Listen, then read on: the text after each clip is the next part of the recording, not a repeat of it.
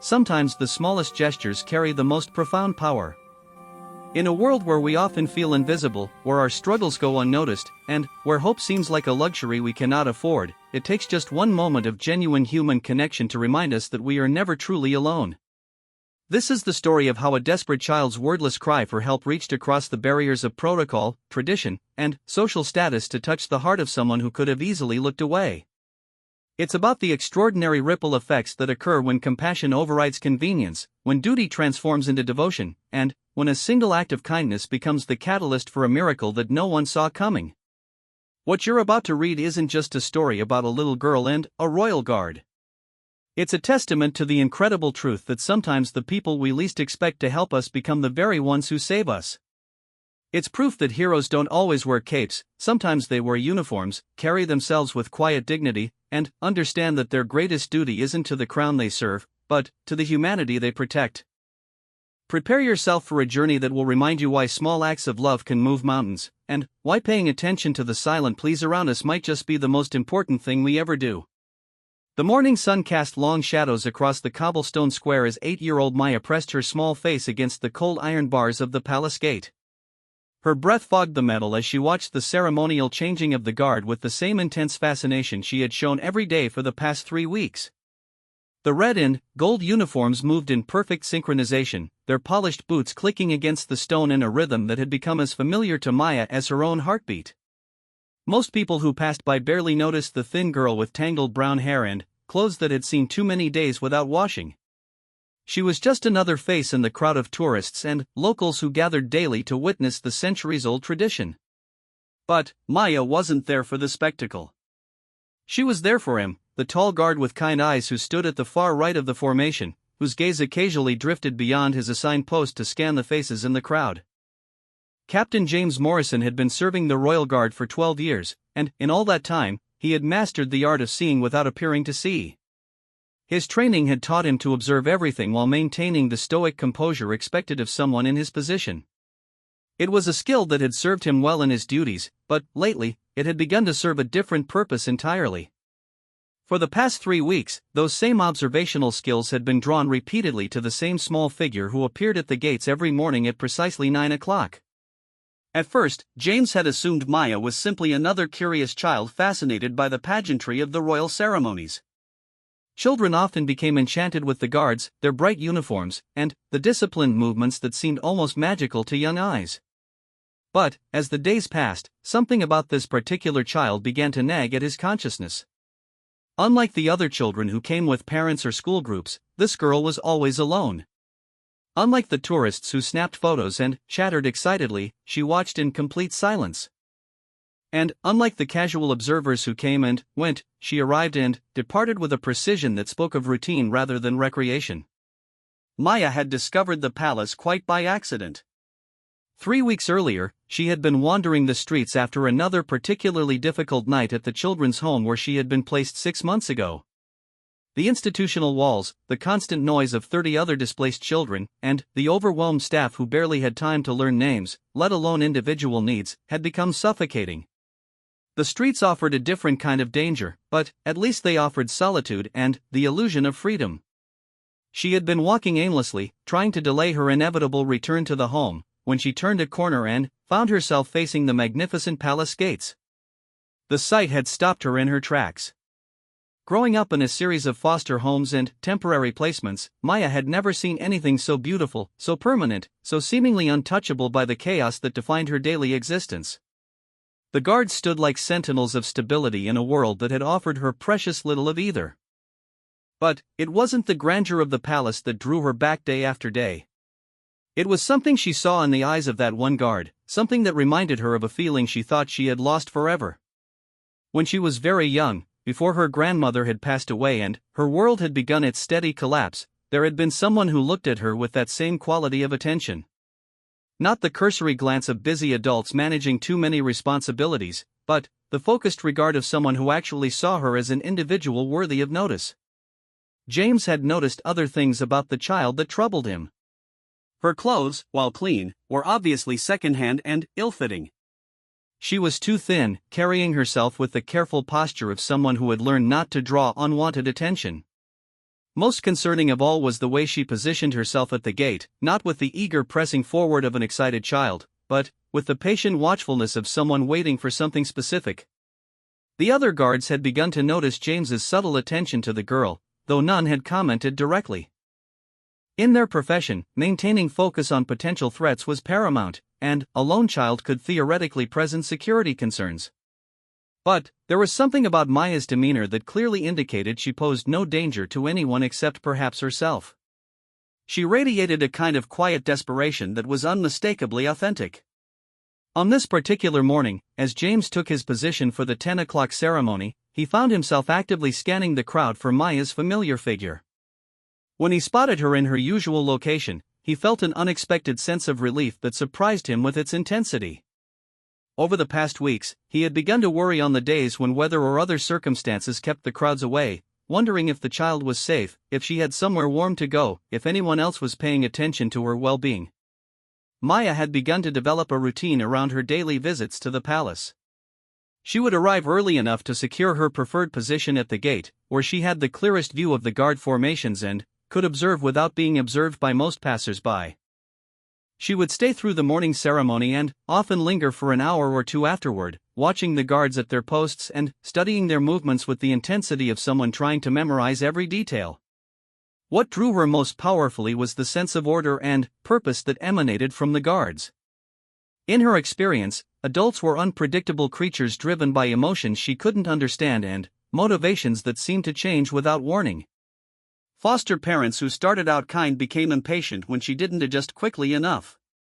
Social workers who promised stability disappeared when budget cuts redistributed their caseloads. Even the staff at the children's home, despite their good intentions, were so overwhelmed by the sheer number of children in their care that individual attention was a luxury they simply couldn't afford. But the guards were different. They stood with unwavering consistency, performed their duties with precision, and maintained their posts regardless of weather, crowds, or external circumstances. There was something deeply comforting about their reliability, their adherence to standards that didn't seem to fluctuate based on mood or convenience. In Maya's limited experience, such constancy was as rare as it was precious. James had begun to adjust his own routines subtly to accommodate his growing concern for Maya. During breaks between ceremonies, he found himself positioning where he could maintain visual contact with the area around the gates. He had started paying attention to when she arrived and, when she left, noting patterns that might give him insight into her circumstances. What he had observed was both reassuring and troubling. Maya clearly had some kind of structure in her life. She appeared and disappeared with regularity that suggested she wasn't completely without supervision. But the quality of her clothing, her obvious solitude, and something indefinable about her demeanor suggested that whatever structure existed in her life was probably institutional rather than familial. The other guards had begun to notice James's divided attention, though professional courtesy prevented them from commenting directly. In their line of work, personal concerns had to remain secondary to duty, but they also understood that sometimes the two could intersect in unexpected ways. Captain Morrison had always been known for his exceptional awareness and his ability to spot potential problems before they developed into actual incidents. If he was paying special attention to someone in the crowd, there was probably a good reason for it. Maya had begun to develop a complex internal relationship with her daily visits to the palace. On one level, they represented the only part of her day that felt entirely her own. Unlike the regimented schedule at the children's home, unlike the mandatory activities and supervised meals and lights-out routines, her time at the palace gates belonged entirely to her. She could stay as long as she wanted, leave when she chose, and spend the time however she pleased without anyone questioning her choices or redirecting her attention. But, on a deeper level, something else was happening during these daily vigils. As she watched the guards, particularly the one whose attention she had begun to sense even when he wasn't looking directly at her, Maya had begun to experience something she hadn't felt in a very long time. She felt seen.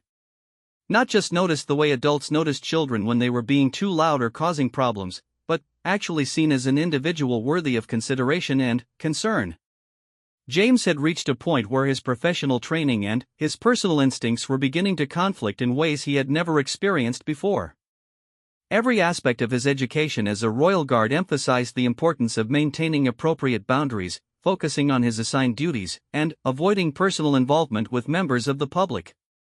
These weren't arbitrary rules designed to make guards seem distant or unfriendly, they were practical guidelines developed over centuries to ensure that personal feelings didn't compromise professional judgment. But Maya's situation was testing the limits of those guidelines in ways he hadn't anticipated. His growing concern for her welfare wasn't interfering with his duties; if anything, it was sharpening his overall awareness and attention to detail. But it was also creating an internal tension that he wasn't sure how to resolve. Should he report his observations to his superiors? Should he attempt to contact social services? Should he continue to observe and hope that whatever system was supposed to be caring for Maya would eventually prove adequate to her needs? The turning point came on a Tuesday morning when the weather had turned unexpectedly cold and rainy. James had arrived for his shift wondering if Maya would appear under such conditions, and, when the morning ceremony concluded without any sign of her, he found himself genuinely worried. It wasn't until nearly 11 o'clock that she appeared, soaked through despite an inadequate jacket, shivering but maintaining her usual position at the gate with the same patient determination she had shown in better weather. That was the moment James realized that his concern for Maya had moved beyond professional interest into something much more personal and immediate. Watching her stand in the rain, clearly uncomfortable but unwilling to abandon her daily routine, he understood that whatever was drawing her to the palace gates every day was important enough to her that she would endure physical discomfort rather than miss it. And, for the first time since he had begun noticing her, he began to wonder if what she was seeking had less to do with the spectacle of the ceremonies and more to do with something she sensed or hoped for from the guards themselves. Maya had come to the palace that morning despite feeling feverish and weak because the alternative, staying in bed at the children's home while the other children went about their routines around her, seemed worse than braving the weather. The home, while not actively harmful, was a place where individual needs often got lost in the shuffle of institutional efficiency. When children were sick, they were isolated to prevent contagion, which meant spending long hours alone in rooms that smelled of disinfectant and institutional cooking. The loneliness of those sick days was somehow worse than the chronic loneliness Maya felt most other times, because it was loneliness without the possibility of distraction or movement. So despite her physical discomfort, despite the rain that quickly soaked through her inadequate clothing, Maya had made her way to the palace gates because they represented the only place in her current life where she felt something approaching peace. Standing there in the rain, watching the guard who had begun to represent stability and continuity in her uncertain world, she felt a complex mixture of comfort and sadness that she didn't have words to express. James spent the remainder of his shift acutely aware of Maya's presence and her obvious discomfort. Professional protocol prevented him from abandoning his post or directly addressing members of the public during ceremonial duties, but every instinct he possessed was telling him that this situation required some kind of intervention. As the hours passed and Maya remained at her post despite the worsening weather, James began to formulate a plan that would allow him to act on his concerns without compromising his professional responsibilities. When his shift ended that afternoon, James made a decision that would prove to be the beginning of something neither he nor Maya could have anticipated. Instead of heading directly home as was his usual routine, he changed into civilian clothes and made his way back to the area around the palace gates. Maya was gone by then, but James had a new purpose. He was going to find out who this child was, where she came from, and what kind of help she might need. The silent plea he had been sensing from her for weeks had finally become impossible to ignore. James spent the following evening walking through the neighborhoods surrounding the palace, trying to understand the geography of Maya's daily journey. He had served in this area for years, but always from behind the palace gates, always in uniform, always focused on his official duties. Seeing the streets from a civilian perspective revealed layers of the community he had never noticed before. The area immediately around the palace was tourist-friendly, filled with shops selling souvenirs and cafes catering to visitors. But, as James walked further from the palace grounds, the character of the neighborhood changed significantly. Here were the places where people actually lived and worked, where children attended local schools, where families struggled with the same challenges faced by people everywhere. It was in this area that James hoped to find clues about Maya's circumstances. His search proved more challenging than he had anticipated. London was a city of millions, and one small girl could easily disappear into the maze of streets and buildings that stretched in every direction from the palace. But James had learned patience during his years of military service, and he approached his investigation with the same methodical thoroughness that had made him an excellent guard. On his third evening of searching, James discovered the Willowbrook Children's Home, a three-story building that housed children who had been removed from their families or were awaiting placement in foster care. The building itself was well maintained, with a small playground visible behind a chain-link fence and windows that suggested recent renovation.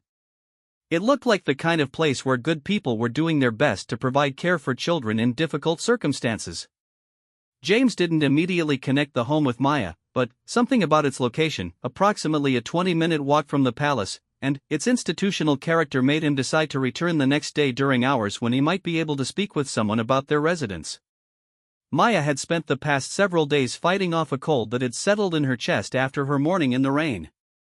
The staff at Willowbrook had been attentive to her physical needs, making sure she took medicine and got extra rest, but they were too busy with 30 other children to notice the deeper listlessness that had settled over her. The few days she had been too sick to make her daily trip to the palace had left her feeling disconnected from the only routine that had been bringing her comfort. The children's home operated with the efficient care typical of well-run institutions. Meals were served at regular times, activities were scheduled to keep children engaged, and staff members did their best to provide individual attention within the constraints of their resources. But Maya had learned that institutional care, no matter how well-intentioned, couldn't provide the kind of personal connection she had been craving since her grandmother's death. Mrs. Patricia Henley had been the director of Willowbrook Children's Home for 15 years, and in that time she had seen hundreds of children pass through her doors. Some stayed for weeks, others for months, and a few had remained for years while social services worked to find them permanent placements. She prided herself on creating an environment where children felt safe and supported, but she also understood the limitations of institutional care. When James arrived at Willowbrook that Thursday afternoon, dressed in casual clothes and carrying himself with the bearing that suggested either military or police background, Mrs. Henley agreed to speak with him in her office. James had spent considerable time deciding how to approach this conversation without violating Maya's privacy or creating problems for her at the home. James began carefully, explaining that he was a royal guard who had noticed a young girl regularly visiting the palace gates and wanted to ensure she was safe and properly cared for. He described Maya without using her name, focusing on her apparent age, appearance, and the timing of her daily visits. Mrs. Henley listened with the expression of someone accustomed to unexpected conversations about the children in her care. When James finished his description, she nodded slowly. "That sounds like Maya," she said. "Maya Chen. She's been with us for about 6 months now." The confirmation that Maya was indeed living at the children's home brought James both relief and new concerns. Relief because it meant she did have supervision and care, but concern because it confirmed his suspicions about her circumstances. Children didn't end up in institutional care because their lives were going well. Mrs. Henley explained that Maya had come to Willowbrook after her grandmother, who had been her primary caregiver since her parents died in a car accident when she was 4, had suffered a stroke and could no longer care for her. "She's a lovely child," Mrs. Henley said, "but she's been having difficulty adjusting. She's very quiet, keeps to herself, and we've been concerned about her ability to form connections with the other children or staff." James found himself in unfamiliar territory, discussing personal matters with someone he had just met about a child he had never actually spoken to. But something about Mrs. Henley's manner encouraged him to continue. "I've noticed she comes to the palace every day," he said. "Even in bad weather. I wanted to make sure someone knew where she was going and that she was safe." Mrs. Henley's expression shifted to one of surprise and, then, understanding. "We wondered where she was going during her free time," she admitted. "Maya never causes any trouble, and she's always back for meals and scheduled activities, so we haven't restricted her movements. But she's very secretive about how she spends her time outside the home." The conversation that followed revealed the complexity of Maya's situation. She was in temporary care while social services worked to identify potential relatives or suitable foster families willing to take her. Her grandmother's stroke had been severe enough that independent living was no longer possible, but the elderly woman was still alive and occasionally asked about Maya during her more lucid moments. James learned that Maya had been struggling academically since coming to Willowbrook, not because she lacked intelligence, but because she seemed unable to focus on schoolwork or engage meaningfully with her teachers. The staff had arranged for counseling sessions, but Maya had been largely unresponsive to attempts to get her to talk about her feelings or experiences. "She's not hostile or defiant," Mrs. Henley explained. "She follows rules, completes basic tasks, and doesn't cause problems. But she seems to be living in her own world, and we haven't been able to find ways to reach her." As Mrs. Henley spoke, James began to understand that his daily interactions with Maya, limited as they were, might represent some of the most positive human connection she had experienced since arriving at the children's home. The realization was both humbling and concerning. If a girl was finding comfort in the distant presence of a guard she had never spoken to, it suggested that her other relationships were providing very little emotional sustenance. James explained to Mrs. Henley that he had been noticing Maya's visits for several weeks and had become concerned about her welfare. He described his observations about her routine, her apparent solitude, and his growing sense that she was seeking something specific during her daily trips to the palace.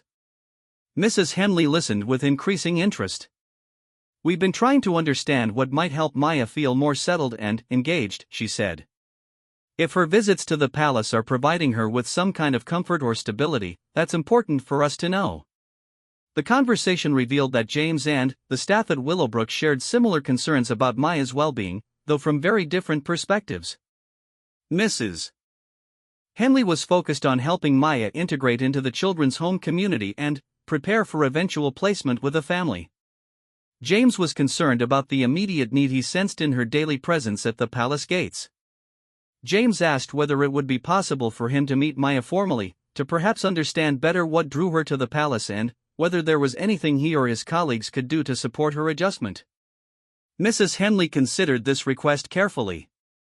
On one hand, she was always cautious about introducing new adults into the lives of children who had already experienced significant trauma and instability.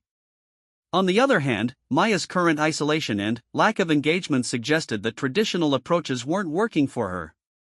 "I would need to discuss this with my supervisor and with Maya herself," Mrs. Henley said finally. "But if you're genuinely concerned about her welfare and willing to undergo proper background checks, it might be worth exploring whether some kind of mentorship arrangement could be beneficial." James left Willowbrook that afternoon with mixed emotions. He was relieved to have finally taken action on his concerns about Maya, and encouraged by Mrs. Henley's receptiveness to his inquiry. But he was also sobered by the magnitude of Maya's situation. This wasn't simply a matter of a child who needed a friend, this was a young person who had experienced profound loss and displacement and was struggling to find her place in an uncertain world. That evening, James found himself thinking about his own childhood. He had grown up in a stable, loving family where attention and affection were abundant. His decision to join the military and later the Royal Guard had been motivated by a desire to serve his country, not by a need to escape difficult circumstances. He had never experienced the kind of loss and instability that defined Maya's young life. But James had served in situations where he had seen the effects of trauma and displacement on both adults and children. He understood that healing from such experiences required more than just meeting basic needs for food, shelter, and safety. It required human connection, consistency, and the gradual rebuilding of trust that had been damaged by circumstances beyond anyone's control. Over the next few days, James found himself paying even closer attention to Maya during her daily visits to the palace. Now that he understood more about her circumstances, he began to see new layers of meaning in her behavior. The precision of her arrival time suggested that her visits represented one of the few aspects of her life that she could control completely. The patient way she watched the guards suggested that she was seeking something that her current living situation wasn't providing. Maya, unaware that her circumstances were now known to the guard who had captured her attention, continued her daily routine. But she had begun to sense a subtle shift in the quality of attention she was receiving. The kind-eyed guard seemed more aware of her presence, and occasionally she caught him looking directly at her with an expression she couldn't quite interpret, but that made her feel less invisible than usual. Mrs. Henley had indeed discussed James's visit with her supervisor and with the social worker assigned to Maya's case. The consensus was that Maya's current situation warranted creative approaches, and that a carefully managed relationship with a responsible adult who had shown genuine concern for her welfare might be beneficial. The challenge would be determining how to introduce such a relationship in a way that felt safe and natural for Maya, who had learned to be wary of adults who promise stability but might disappear without warning. Her experience had taught her that it was safer to maintain emotional distance than to risk the pain of another loss or disappointment. When Mrs. Henley approached Maya about James's visit, she was careful to present it in terms that wouldn't create pressure or expectations. "There's a guard at the palace who has noticed you visiting there regularly," she explained. "He wanted to make sure you were safe and properly cared for. He seems like a very kind person who might be interested in being your friend." Maya's reaction was complex. On one level, she was embarrassed that her daily visits had been noticed and reported. She had thought she was invisible during her time at the palace, and learning that she had been observed made her feel exposed. But, on another level, she was intrigued by the possibility that the guard who had begun to represent stability in her life might actually be willing to interact with her directly. "Would you like to meet him properly?" Mrs. Henley asked gently. "There's no pressure, and you could decide after meeting him whether you'd like him to visit again." Maya nodded silently, her heart beating faster at the possibility of finally speaking with the person who had become such an important part of her daily routine.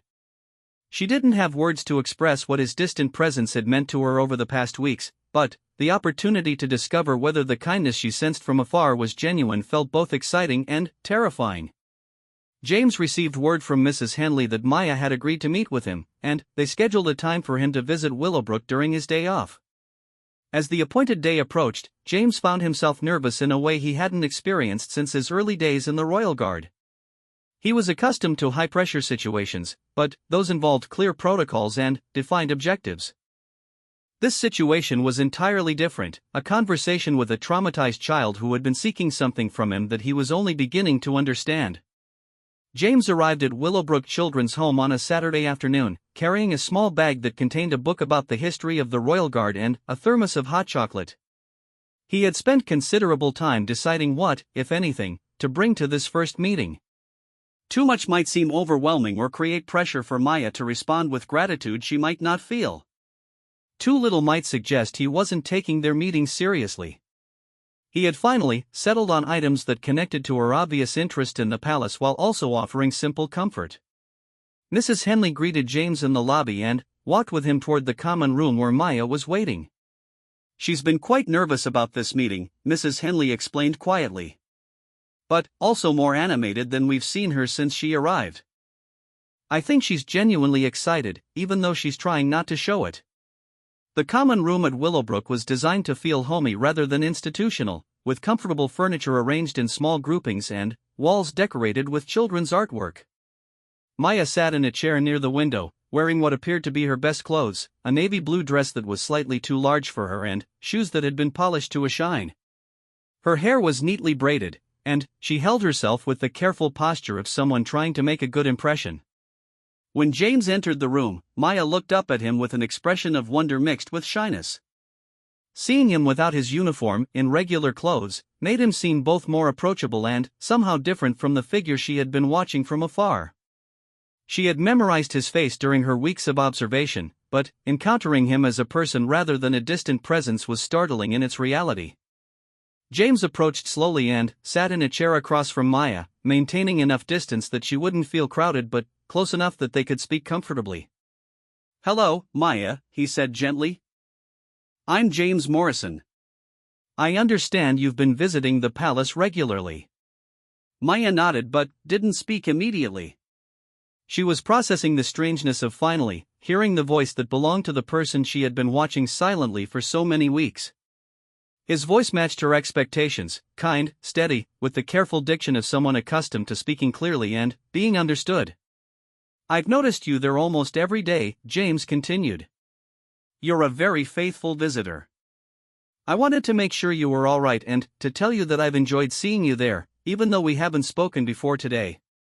This acknowledgement that her presence had been noticed and appreciated was both thrilling and embarrassing for Maya.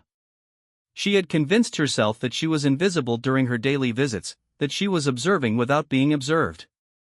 Learning that she had been seen, and that her presence had been welcome, shifted her understanding of the entire situation. "I like watching the guards," Maya said finally, her voice barely above a whisper. "You all look so." She paused, searching for words to express something she had felt but never articulated. "So sure of everything. Like you know exactly what you're supposed to be doing." James felt his heart constrict at the wistfulness in her voice. Her words revealed so much about her inner experience, the desire for certainty in a life that had been defined by unpredictability, the longing for the kind of clear purpose and direction that she observed in the guards but couldn't find in her own circumstances. "We do have very specific duties," James agreed. "But, you know, Maya, even when we look certain from the outside, sometimes we're just doing our best to figure things out as we go along. Being sure of what to do is something that comes with practice and having people around you who can help when you're uncertain." Maya considered this perspective, which hadn't occurred to her before. She had seen the guards as figures of complete competence and confidence, immune to the kind of confusion and uncertainty that characterized her own daily experience. The suggestion that they might sometimes feel uncertain too was both reassuring and slightly disappointing. James pulled the book from his bag and placed it on the table between them. "I brought this for you," he said. "It's about the history of the Royal Guard. I thought you might be interested in learning more about what we do and how the ceremonies you've been watching developed over the centuries." Maya's eyes widened as she looked at the book. No one had given her anything in months that wasn't a necessity or part of institutional care. The fact that James had thought to bring her something specifically chosen based on his observations of her interests felt incredibly significant. "Thank you," she whispered, reaching for the book with careful hands. The cover showed historical photographs of guards in various uniforms throughout different periods, and she could see that it contained detailed explanations of ceremonies, traditions, and the role of the Royal Guard in British history. James watched Maya examine the book and was struck by the reverence with which she handled it. Most children her age would flip through quickly, looking for pictures or interesting bits of information. Maya studied each page as if she were trying to memorize everything she saw, treating the book like a precious artifact rather than a casual gift. "Maya," James said gently, "Mrs. Henley told me that you've been having a difficult time since coming to live here. I want you to know that if you ever need someone to talk to, or if you're having problems that the staff here can't help you with, I'd like to be someone you could come to." Maya looked up from the book, meeting James's eyes directly for the first time since he had arrived. "Why?" she asked, and her question carried layers of meaning that took James a moment to fully comprehend. It was clear that Maya wasn't simply asking for his motivations in a casual way.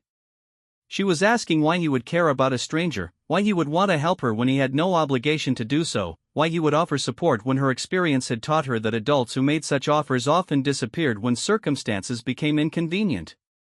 James considered his answer carefully. He could have given her a simple response about kindness or duty, but something about Maya's direct gaze and the serious way she had asked the question suggested she deserved more honesty than that. "Because," James said slowly, "I've been watching you watch us for weeks now, and I can see that you're looking for something. I don't know exactly what it is, but I recognize the look of someone who needs to know that there are people in the world who are dependable and who care about what happens to others. I'd like to be one of those people for you, if you'll let me." Maya's expression shifted as she processed this answer. No adult had ever spoken to her with such directness about her emotional needs, and no one had ever acknowledged that they could see her longing for stability and connection. The fact that James had not only noticed but understood the deeper meaning behind her daily visits to the palace was overwhelming in its implications. "I don't have any family left," Maya said quietly. "My grandmother is in a hospital, but she doesn't remember me anymore. The social worker says they're looking for a family to adopt me, but I've been in 3 foster homes already and none of them worked out." James listened without interrupting as Maya shared more about her circumstances than she had revealed to anyone since arriving at Willowbrook. She told him about her parents' accident, about the years she had lived happily with her grandmother, about the frightening morning when she had found her grandmother collapsed on the kitchen floor unable to speak or recognize her. She described the confusion of being placed with strangers who meant well but didn't understand her grief, the disappointment of foster situations that dissolved when her behavior didn't improve quickly enough, and the resigned acceptance that had settled over her since coming to the children's home. She spoke about feeling like she was disappearing, like she was becoming invisible even to herself. "That's why I started going to the palace," Maya explained. "When I watched you and the other guards, I felt like I remembered what it was like to be part of something that mattered. Even if I was just watching from outside the gates, it helped me feel less like I was floating away from everything." James was deeply moved by Maya's articulation of her experience. For someone so young to understand and express such complex feelings about loss, displacement, and the search for meaning demonstrated a maturity that spoke to both her intelligence and the painful education that trauma can provide. "Maya," James said, "I want you to know that what you've been feeling makes perfect sense. When everything in your life has been uncertain, it's natural to be drawn to things that represent stability and purpose. But I also want you to know that you matter, not just as someone watching from the outside, but as a person who deserves to be part of something meaningful yourself." The conversation continued for nearly 2 hours, with Maya gradually becoming more comfortable sharing her thoughts and James responding with the kind of patient attention she had been craving. They talked about her school experiences, her memories of life with her grandmother, her fears about the future, and her feelings about living at Willowbrook. James shared appropriate details about his own life, his childhood, his decision to join the Royal Guard, and some of the experiences that had shaped his understanding of duty, service, and the importance of looking out for people who might not have anyone else to advocate for them. When it came time for James to leave, Maya looked genuinely sad for the first time since he had arrived. "Will you come back?" she asked, and the vulnerability in her voice was unmistakable. "I would very much like to come back," James replied. "If that's something you would want, I'd like to visit you regularly. And I'd like you to continue coming to see the ceremonies at the palace, if you enjoy that. Now that we've met properly, I'll be able to wave at you sometimes when I'm on duty." Maya's face lit up at this prospect. The idea that she would be acknowledged during her daily visits, that she would be transformed from an invisible observer to a recognized friend, was more exciting than any other possibility she had contemplated. Mrs. Henley, who had been observing from a discreet distance, approached as James prepared to leave. Maya hugged the book he had given her close to her chest and thanked him again with a formality that suggested she understood the significance of what had just occurred. "This has been the most animated and communicative I've seen Maya since she arrived," Mrs. Henley told James quietly. "Whatever connection you've established with her seems to be exactly what she needed." James left Willowbrook that afternoon with a sense of purpose he hadn't experienced in his professional life before. His duties as a royal guard had always felt meaningful in abstract terms, serving the crown, maintaining traditions, providing security. But his developing relationship with Maya represented something more immediate and personal. He was in a position to make a direct, positive impact on someone's life, and that opportunity felt like a privilege. Maya spent the rest of that weekend reading the book James had given her, absorbing every detail about the history and traditions of the Royal Guard. But, more than that, she found herself replaying their conversation over and over, marveling at how different it felt to be truly heard and understood by an adult. For the first time since her grandmother's stroke, Maya began to feel like she might not be as alone in the world as she had believed. The prospect of seeing James again, both during his visits to Willowbrook and during her daily trips to the palace, gave her something to look forward to that felt genuine and reliable. Mrs. Henley documented the remarkable change in Maya's demeanor following James's visit. For the first time in months, Maya participated actively in evening activities, engaged in conversations with other children, and approached her schoolwork with renewed focus. It was as if the simple experience of being seen and valued by someone outside the institutional system had reminded her that she was capable of forming meaningful connections with other people. James began making plans for future visits, considering activities they might enjoy together and thinking about ways he could support Maya's emotional recovery while respecting the boundaries appropriate to their relationship. He also began exploring whether his colleagues in the Royal Guard might have resources or connections that could be helpful for a child in Maya's circumstances. The foundation for something transformative had been established, built on the simple but powerful recognition that everyone, especially children who have experienced loss and displacement, needs to know that they matter to someone and that there are adults in the world who will show up consistently and care about their well-being. Maya had found such a person in James, and James had discovered that his capacity for service extended far beyond his official duties to encompass the kind of personal investment that could genuinely change a life. Over the following weeks, James established a routine of visiting Maya twice a week at Willowbrook and acknowledging her presence with a subtle wave or nod during his duties at the palace.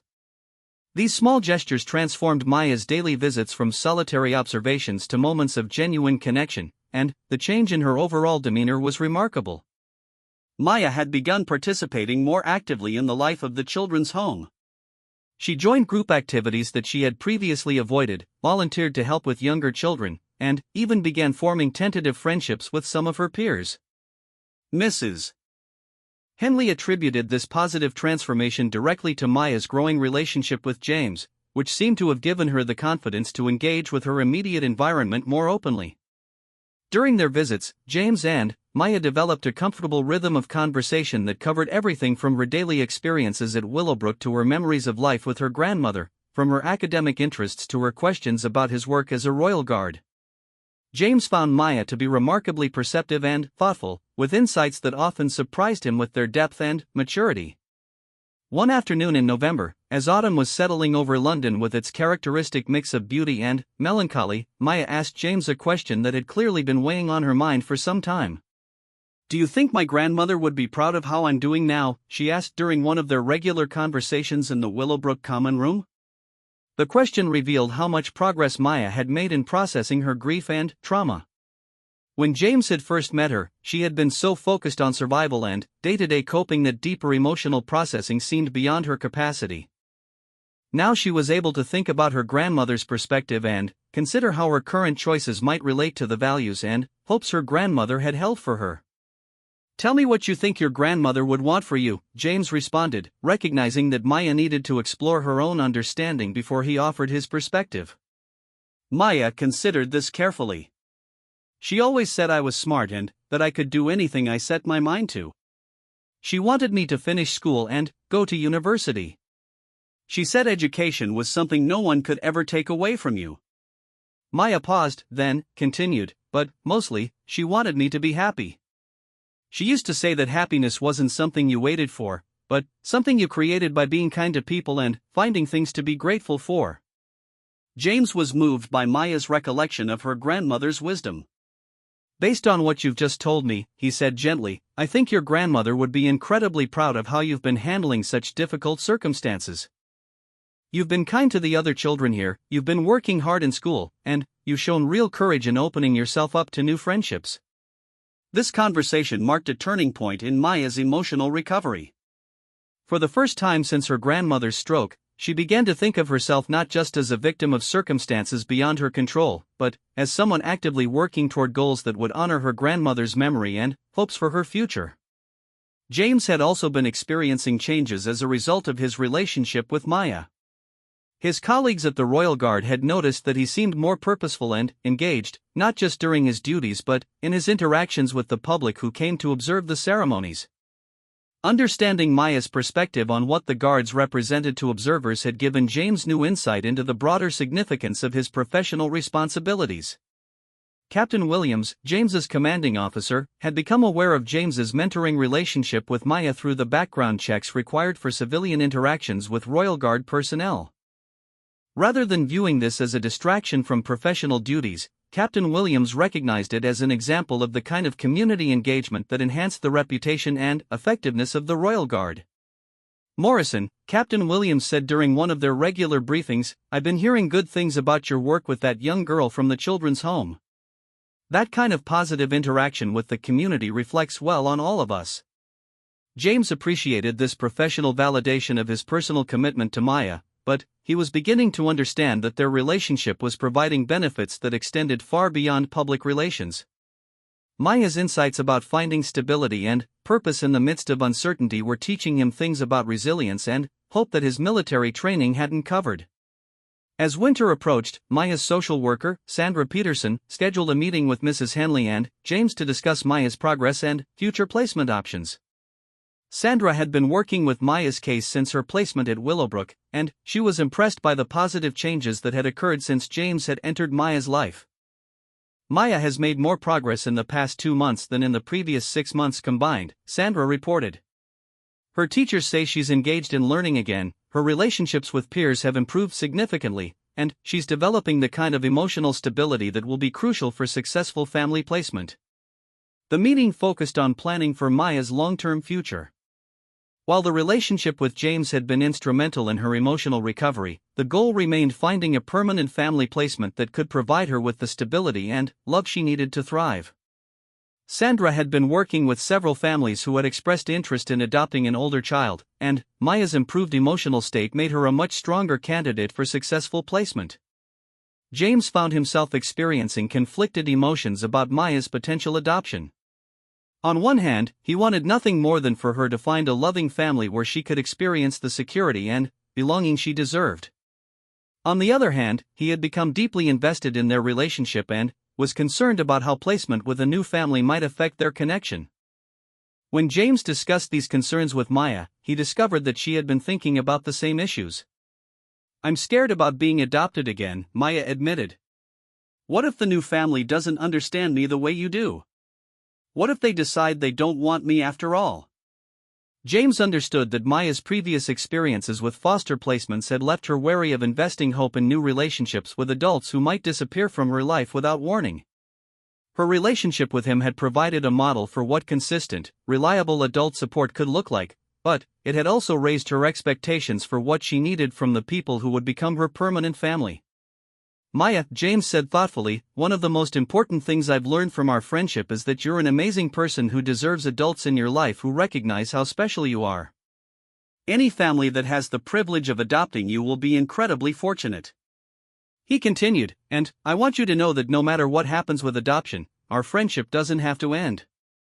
If your new family is willing, I'd like to continue being part of your life in whatever way makes sense for everyone involved." This conversation led to a deeper discussion about Maya's hopes and fears regarding adoption. She talked about missing her grandmother terribly but feeling ready to love and be loved by new people. She expressed worry about moving away from London and losing her connection to the places and routines that had helped her heal. Most significantly, she voiced her need to maintain her relationship with James, which had become a cornerstone of her emotional stability. James worked with Mrs. Henley and Sandra Peterson to develop an approach to adoption planning that would prioritize Maya's emotional needs and relationship preferences. They agreed that any prospective adoptive family would need to understand and support Maya's friendship with James, recognizing it as a crucial element in her support system rather than a complication to be managed. In December, Sandra introduced Maya to the Hendersons, a couple in their early 40s who had been hoping to adopt an older child for several years. David Henderson was a teacher at a local secondary school, and Sarah Henderson worked as a librarian. They had been drawn to Maya's case specifically because they understood the challenges faced by children who had experienced trauma and loss. The initial meetings between Maya and the Hendersons took place at Willowbrook, with Mrs. Henley facilitating the interactions to ensure Maya felt safe and supported throughout the process. James was present for one of these meetings, at Maya's request, and he was impressed by the Hendersons' genuine warmth and their obvious respect for Maya's intelligence and maturity.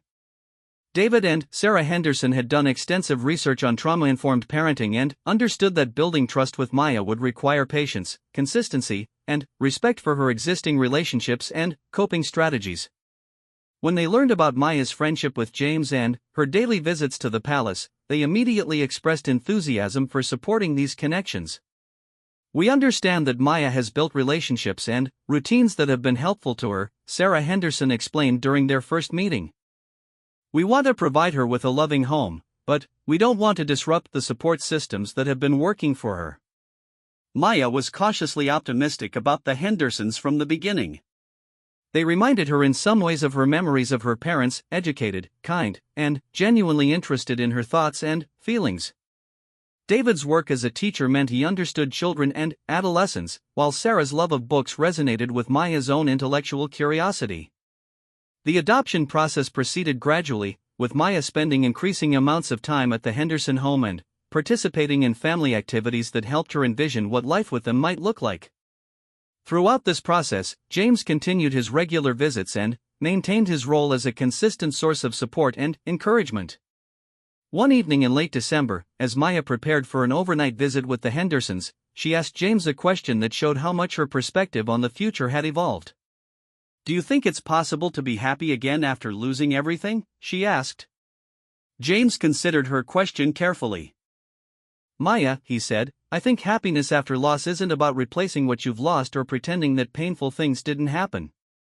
I think it's about discovering that you can carry love for the people you've lost while also opening your heart to new people and new experiences." He continued, "You'll always miss your grandmother, and that's good. It means the love you shared with her is still alive in your heart. But that doesn't mean you can't also love the Hendersons and build a beautiful life with them." Maya nodded thoughtfully. "I think my grandmother would like the Hendersons," she said. "And I think she would be happy that I found you. She always said that the right people come into your life when you need them most."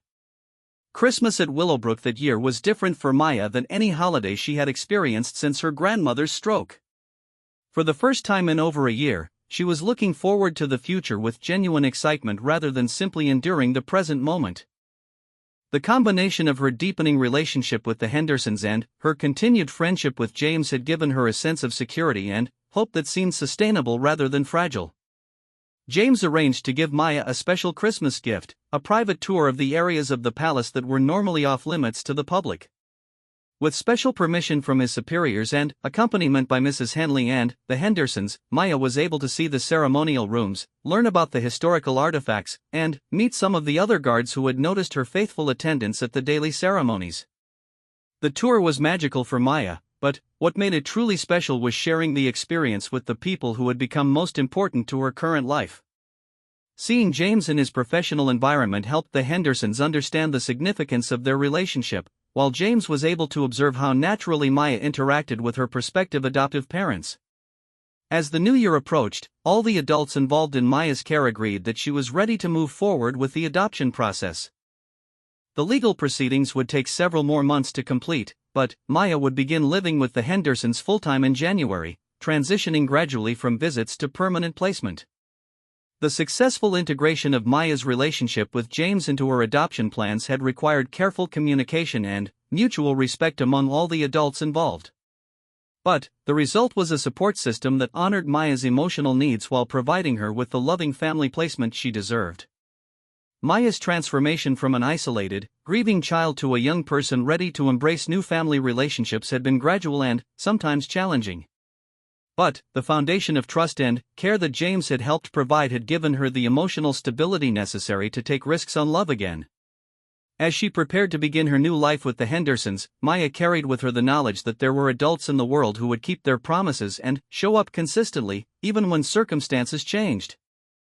Maya moved in with the Henderson family on a crisp January morning, carrying her few possessions in 2 small suitcases and clutching the book about the royal guard that James had given her months earlier. The house in Hampstead where she would now live was unlike any place she had called home since leaving her grandmother's small flat. It was filled with bookshelves, comfortable furniture, and the kind of personal touches that spoke of people who had put down roots and planned to stay. Sarah and David Henderson had prepared Maya's room with careful attention to creating a space that felt both welcoming and respectful of her need for privacy and personal expression. They had consulted with her about color preferences and decorating choices, involving her in decisions that made the space truly hers rather than simply a generic bedroom assigned to her use. The adjustment to family life after months in institutional care required patience from everyone involved. Maya had become accustomed to the routines and expectations of group living, where individual preferences were necessarily subordinated to the needs of the community. Learning to live as part of a small family unit, where her opinions and choices mattered significantly, required a shift in thinking that took time to develop naturally. James maintained his commitment to regular contact with Maya throughout her transition to life with the Hendersons. He visited every other week, with the visits taking place at the Henderson home rather than at Willowbrook. These visits provided continuity during a period of significant change, and they also allowed James to observe how well Maya was adapting to her new circumstances. The Hendersons welcomed James into their home with genuine warmth, recognizing that his relationship with Maya represented an important bridge between her past experiences and her future possibilities. David, as an educator, particularly appreciated having another adult in Maya's life who understood her intellectual capabilities and emotional needs. Sarah found James's perspective on Maya's progress helpful in developing strategies for supporting her continued growth. Maya's daily routine had changed significantly since moving to Hampstead, but she continued to make regular visits to the palace to watch the ceremonial changes of the guard. Now, however, these visits were family activities that she shared with David and Sarah, who enjoyed learning about the traditions and history that had become so meaningful to Maya. James had arranged for Maya to meet other members of the Royal Guard, expanding her understanding of the diverse backgrounds and personalities of the people who served in roles she had been observing from afar. These introductions helped Maya see the guards as individual people rather than symbolic figures, which added depth to her appreciation for their service and dedication. School became a source of genuine engagement for Maya for the first time since her grandmother's stroke. The combination of emotional stability provided by her placement with the Hendersons and the confidence she had developed through her relationship with James allowed her to participate fully in her education. Her teachers noted marked improvements not only in her academic performance but also in her willingness to contribute to class discussions and collaborate with peers on projects. Maya began exploring interests and activities that had been difficult to pursue while she was focused on basic emotional survival. She joined the school's debate team, discovered a talent for creative writing, and began volunteering at a local library where she helped with children's reading programs. These activities reflected her growing sense of herself as someone with valuable contributions to make to her community. The legal adoption process was completed in May, nearly a year after Maya had first been placed with the Hendersons. The court hearing was attended by Maya, her new parents, James, Mrs. Henley, and Sandra Peterson, creating a circle of support that represented all the important relationships that had contributed to Maya's successful placement. Judge Margaret Collins, who presided over the adoption hearing, commented on the unusual degree of collaboration and communication that had characterized Maya's case. "It's rare to see such thoughtful coordination among all the adults involved in a child's care," she observed. Maya is fortunate to have people in her life who have prioritized her emotional well-being and worked together to support her successful transition to family life. Maya spoke briefly during the hearing, expressing her gratitude to the Hendersons for their patience and love, to Mrs. Henley and the staff at Willowbrook for their care during a difficult period, and to James for seeing her when she felt invisible and helping her remember her own worth. Her articulate and heartfelt comments impressed everyone present with their maturity and emotional insight. Following the adoption, Maya asked James if he would be willing to visit her grandmother with her. Maya had been reluctant to see her grandmother during the months at Willowbrook and the early period with the Hendersons, finding it too painful to witness the deterioration caused by the stroke. But, now, feeling emotionally stronger and more secure, she wanted to share with her grandmother the positive changes in her circumstances. James accompanied Maya, David, and Sarah to the care facility where Maya's grandmother was receiving treatment. While the elderly woman's cognitive function had declined significantly, she seemed to recognize Maya and appeared pleased by the visit. Maya was able to tell her grandmother about her new family, her progress in school, and her friendship with James, even though she wasn't certain how much was being understood. The visit provided Maya with a sense of closure and continuity that she hadn't realized she needed. Seeing her grandmother in the context of her new family situation helped Maya integrate her past and present in a way that honored both her history and her current life. James's presence during this emotionally significant visit demonstrated the depth of his commitment to supporting Maya through important life experiences. As Maya settled more fully into life with the Hendersons, her relationship with James evolved from emergency support to genuine friendship that enriched everyone involved. James had begun bringing Maya along on some of his volunteer activities with other community organizations, introducing her to additional models of service and civic engagement. Maya's experience had sparked James's interest in working with other children who had experienced trauma and displacement. He began volunteering with a local mentoring program that connected military and police personnel with young people who could benefit from stable adult relationships. His work with Maya had taught him valuable skills for building trust with children who had learned to be wary of adult promises. The Henderson family had grown close to James as well, frequently inviting him to family dinners and holiday celebrations. David and Sarah appreciated having another adult in Maya's life who understood her history and could provide perspective on her continued growth.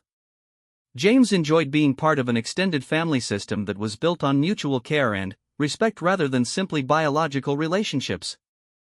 2 years after Maya's adoption, she wrote an essay for a school assignment about people who had influenced her life that captured the significance of her relationship with James and its lasting impact on her worldview. In the essay, she described how James had taught her that heroism wasn't about grand gestures or dramatic rescues, but about the willingness to pay attention to people who might otherwise go unnoticed and to act on concerns for others' welfare. Maya wrote, "Before I met James, I thought that being invisible meant I didn't matter. I thought that because adults had failed to notice when I needed help, it meant I wasn't worth helping. James showed me that sometimes the problem isn't that we don't matter, but that we haven't found the right people to see us yet. He taught me that there are people in the world who will keep their promises, who will show up when they say they will, and who believe that every person deserves to know they are valued." The essay continued, "James didn't change my life by solving all my problems or taking away the sadness of losing my grandmother. He changed my life by proving that I was worth paying attention to and by helping me remember that I had something valuable to offer other people. Because of what I learned from him, I want to spend my life looking for people who feel invisible and helping them know that they matter." Maya's essay won a district-wide competition for student writing, and she was invited to read it at a school board meeting attended by community leaders and local officials. The response to her essay led to increased support for mentoring programs that connected young people with caring adults from various professional backgrounds. James was present for Maya's reading of her essay, and he found himself deeply moved by her articulation of their relationship's significance. Her words helped him understand that their friendship had been transformative for him as well as for her.